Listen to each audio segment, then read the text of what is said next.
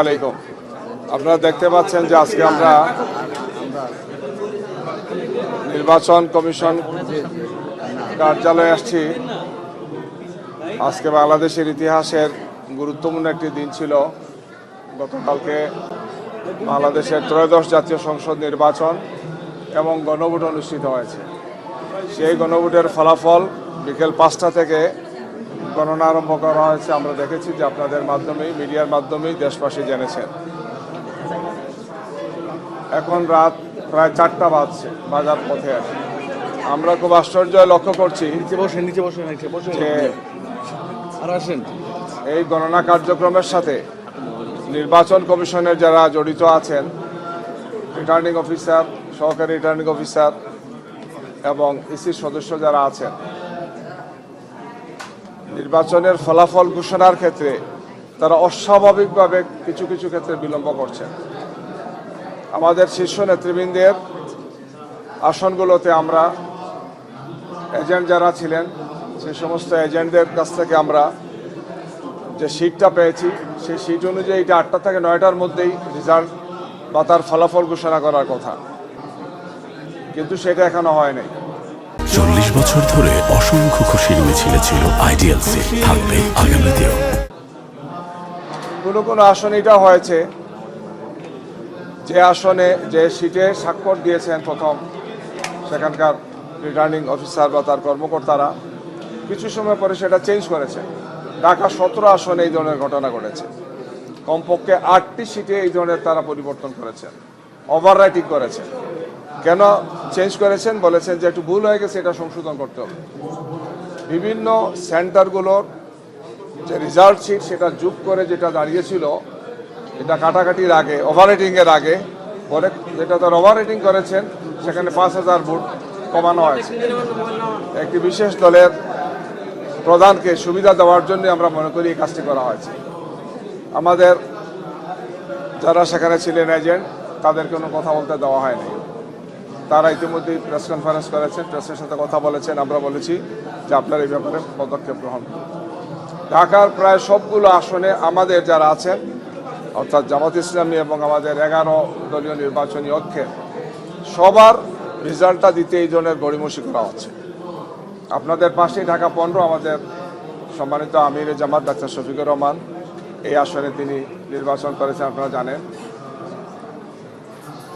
3 লক্ষর চেয়ে একটু বেশি ভোটার, 129টা সেন্টার, অনেক বড় বড় আসনের তড়িৎ গতিতে রেজাল্ট দেওয়া আছে। এটা এখনো দেওয়া হয়নি। ইতিমধ্যে আরেক প্রার্থী বলছেন যে তিনি পাশ করেছেন, যেখানে কমপক্ষে 20,000-এর চেয়ে বেশি ভোটে আমরা এগিয়ে আছি। আমাদের কাছে মনে হচ্ছে যে একটি বিশেষ দলকে সুবিধা দেওয়ার জন্য নির্বাচন কমিশন এবং তার সাথে যারা সম্পৃক্ত আছেন, তারা এটার সাথে ষড়যন্ত্রমূলকভাবে তারা জড়িত আছে। একই অবস্থা আমাদের 11 দলের অন্যান্য শীর্ষ নেতৃবৃন্দ যারা আছেন, তাদের প্রত্যেকের আসনে। সারা দেশের আসনগুলো নিয়ে আমরা পর্যবেক্ষণ করেছি, পর্যালোচনা করেছি। একই ধরনের চক্রান্ত এবং ষড়যন্ত্রের গন্ধ আমরা দেখতে পাচ্ছি। আমরা মনে করি যে ফেসিবাদের বিরুদ্ধে, স্বৈরশাসনের বিরুদ্ধে এই জাতি সংগ্রাম করেছে, রক্ত দিয়েছে। 1400 শহীদ হয়েছেন, আরও অনেকেই এর আগে শহীদ হয়েছেন। হাজার হাজার মানুষ আহত হয়েছেন, পঙ্গু হয়েছেন। আমরা রক্ত দিয়েছি, আমরা আত্ম উৎসর্গ করেছি অসংখ্য মানুষ এখানে। এই ধরনের আরেকটি নতুন ফেসিবাদ কায়েমের জন্য নয়। আমরা স্পষ্ট ভাষায় বলতে চাই যে এই যে প্রক্রিয়া তারা করছেন, গণনা করা, রেজাল্ট দেওয়ার ক্ষেত্রে বিভিন্ন ধরনের কলাকৌশল করা, ইচ্ছাকৃতভাবে মনে হচ্ছে যে কোনো একটা বিশেষ উদ্দেশ্য সাধনের জন্য তারা এই কাজটি করছে। আমরা আগেও বলেছি যে আমরা ষড়যন্ত্রের কাছে মাথা নত করব না। দেশবাসীকে সাথে নিয়ে আমরা এই চক্রান্ত এবং ষড়যন্ত্রের বিরুদ্ধে দুর্বার প্রতিরোধ করেছি। আমরা বাধ্য হব এই ধরনের চক্রান্ত এবং ষড়যন্ত্র যারা করছেন তাদের বিরুদ্ধে আন্দোলন করে তাদেরকে আমরা জনগণের মুখোমুখি করব। আমরা আজকে এসেছি এই কারণে গভীর রাত্রে, যে আমরা দীর্ঘ সময় থেকে অপেক্ষা করছি। আমাদের কেন্দ্রীয় কার্যালয়ে আমাদের আমিরে জামাত এবং শীর্ষ নেতৃবৃন্দ সেখানে ছিলেন। তারা সেখানে প্রেসের সাথে কথা বলেছেন এই ধরনের চিত্রগুলো বিভিন্ন জায়গাতে আসছে, সেই বিষয়ে আপনাদেরকে বা আপনাদের বন্ধু যারা ছিলেন সেখানে তাদেরকে অবহিত করেছি। আমরা মনে করেছিলাম যে এরপরে হয়তো নির্বাচন কমিশন বা তার সাথে যারা আছেন তাদের বোধোদয় হবে, দায়িত্বশীল ভূমিকা পালন করবেন। স্বৈর শাসকের আচরণের মতো তারা কোনো আচরণ করবেন না। আমাদের কাছে মনে হচ্ছে যে তারা বিশেষ কোনো উদ্দেশ্য নিয়ে এই সমস্ত কাজগুলো করছেন। আমরা এখন ইসির যারা আছেন তাদের সাথে কথা বলবো, তাদের বক্তব্য শুনবো এবং আমাদের পক্ষ থেকে পরবর্তী কঠোর কর্মসূচি কী দিতে হয় আমরা সেটা তাদেরকে জানাবো। আমাদের শীর্ষ নেতৃবৃন্দের সাথে আমরা আলোচনা করেছি, আমরা আবারও আলোচনা করব, তাদের সাথে আলোচনা করে পরবর্তীতে আপনাদেরকে জানাবো। ধন্যবাদ আপনাদেরকে। 16 আসনের ফলাফল নিয়ে দুই দল মুখোমুখি হয়েছিল, আমরা দেখছিলাম রাস্তায়, এবং পরবর্তীতে দেখলাম সেখানে ফলাফল শোনা গেছিল স্থগিত, আবার ফলাফল ঘোষণা হলো। সেটা নিয়ে আপনার কি মন্তব্য? অনেকগুলো আসনে এই অবস্থা হচ্ছে, ঢাকার সবগুলো আসন নিয়ে এই ধরনের সমস্যা হচ্ছে এবং সেই সমস্ত আসন থেকে আসনের সাথে যারা দায়িত্ব আছেন, আসন পরিচালক বা সচিব বা প্রার্থী, তারা এই সমস্ত বিষয়ে আইনি পদক্ষেপ নেওয়ার জন্য তারা অলরেডি প্রস্তুতি নিয়েছেন, কেউ কেউ সেই পদক্ষেপগুলো নিয়েছেন। আমাদের কাছে এটা খুবই স্পষ্টত দৃশ্যমান হচ্ছে যে কোনো অবস্থায় এই ধরনের অনাকাঙ্ক্ষিত এবং অপ্রত্যাশিত দেরি করার কোনো কারণ নেই। বিশেষ কোনো কারণে, বিশেষ কোনো উদ্দেশ্যে অথবা আমাদের প্রতিপক্ষ যারা তাদেরকে কিছু বিশেষ সুবিধা দেওয়ার জন্যে বা অন্যায়ভাবে তাদেরকে পাশ করানো, বিজয়ী দেখানোর জন্যই এই ধরনের অনাকাঙ্ক্ষিত এবং অপ্রত্যাশিত দেরিটা করা হচ্ছে।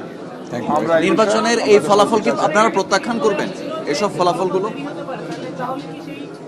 জনগণের জনগণের মতামতের প্রতি আমাদের সম্মান শ্রদ্ধা সবসময় আছে, কিন্তু জনগণের মতামতকে যদি স্বৈরাচারী কায়দায় অন্যায়ভাবে এইভাবে কেড়ে নেওয়ার অপপ্রয়াস চালানো হয়, তাইলে দেশবাসী সেটা মেনে নেবেন। এসব ফলাফল আমরা দেশবাসীকে সাথে নিয়ে এটাকে প্রতিরোধ করে তুলবো, দেশবাসী এটাকে প্রতিরোধ করবে ইনশাআল্লাহ। আচ্ছা, আর এই যে ফলাফলগুলোকে, এই ফলাফলকে কি প্রত্যাখ্যান করবেন? জি, আমরা কথা বলছি নির্বাচন কমিশনের সাথে, তাদের ব্যাখ্যা আমরা জানবো। আমরা তাদের সাথে ফোনেও কথা বলেছি, এখন ফিজিক্যালি আসছি, আমরা তাদের বক্তব্য শুনবো এবং এটার ব্যাপারে আমরা কোনো ধরনের কোনো ছাড় দেবো না। জুবাইর ভাই, এসব ফলাফল কি প্রত্যাখ্যান করবেন? আমরা যদি জনগণের এই মতামতকে বা জনগণের দেওয়া এই ভোটাধিকারকে চক্রান্ত এবং ষড়যন্ত্রের মাধ্যমে ম্যানিপুলেশন করার চেষ্টা করা হয়, তাহলে অবশ্যই আমরা আমাদের কর্মসূচি এবং সেটাকে বাস্তবায়নের জন্য যে ধরনের কর্মসূচি দেওয়া সেটা আমরা দেবো।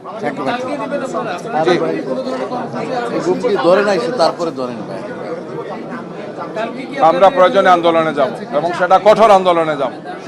আবারও স্বৈরাচার বা স্বৈরাচারের দূষণরা ফিরে আসুক। নির্বাচন নিয়ে এই জাতির যে ভয়ঙ্কর ট্রমা 2014, 2018 এবং 2024-এ যেটা আমরা দেখেছি, এবং যারা এই ধরনের নির্বাচন করেছিলেন তারা এখন কোথায় আছেন আপনারা জানেন। আমরা আশা করব না, প্রত্যাশা করব না যে এই নির্বাচন কমিশনকেও এই ধরনের পরিণতি যাতে তাদেরকে ভোগ করতে না হয়। ধন্যবাদ আপনাদের। ভাই একজন একটা বুম ধরে আমরা জনগণের যে কোনো সম্মানজনক মতামতকে আমরা সম্মান করি, শ্রদ্ধা করি, কিন্তু জনগণের মতামতকে নিয়ে যদি কেউ এই ধরনের চক্রান্ত ষড়যন্ত্র করেন সেটা আমরা মেনে নেব। সেটা আমরা তখনও বলেছি, এখনও বলছি, সামনেও বলবো। অতীতেও এগুলো নিয়ে বিভিন্ন ধরনের চক্রান্ত হয়েছে, দেশবাসী মেনে নেয় নাই। যারা করেছিলেন তাদেরকে সে পরিণতি ভোগ করতে হয়েছে। আমরা আশা করবো যে এদেরকে এই পরিণতি ভোগ করতে হবে না, তারা সঠিক ভূমিকা রাখবে। ধন্যবাদ। জি, ধন্যবাদ।